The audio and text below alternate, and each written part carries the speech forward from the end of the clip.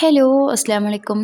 Kerala style beef gravy எப்படி செய்யன்றத பார்க்கலாமா? அது செய்யறதுக்காக 1/2 கேஜி பீஃப் எடுத்திருக்கேன். இத ஃபர்ஸ்ட்டு வேக வச்சு எடுத்துக்கணும். அதுக்காக கொஞ்சமா தேங்காய் எண்ணெய், மிளகுத்தூள், மல்லித்தூள், மிளகாத்தூள், கரம் மசாலா சேர்த்துட்டு 1 டேபிள் ஸ்பூனுக்கு இஞ்சி பூண்டு பேஸ்ட் சேர்த்து அத அப்படியே மாத்தி வச்சுடுங்க. அது கூடவே சேர்க்கறதுக்காக 2 மீடியம் சைஸ் வெங்காயம், 1 பெரிய சைஸ் தக்காளி, 1 பச்சை மிளகாய் எடுத்து வச்சிருக்கேன். அதுக்கப்புறம் ஃபர்ஸ்ட்டு வேக வைக்கிறதுக்காக மாற்றி வச்சுருந்தத லோ ஃப்ளேமில் வச்சு பச்சை வாசனை போகிற வரைக்கும் நல்லா வதக்குனதுக்கப்புறமா கட் பண்ணி வச்சுருக்க வெங்காயம் தக்காளியும் போட்டு நல்லா மிக்ஸ் பண்ணி விட்டுட்டு 1/2 கப்புக்கு தண்ணி ஊற்றி 5 விசில் விட்டு எடுத்தோன்னா பீஃப் நல்லா வெந்துடும். இதுக்கப்புறம் அரைச்சி சேர்க்க வேண்டிய மசாலா பவுடர் செய்கிறதுக்காக 1/2 டீஸ்பூன் மல்லி, 1 டீஸ்பூன் மிளகு, 1 டீஸ்பூன் சோம்பு, 2 வரமிளகாய் சேர்த்து நல்லா வறுத்தெடுத்துட்டு ஃபைன் பவுடராக அடித்து எடுத்துக்கணும்.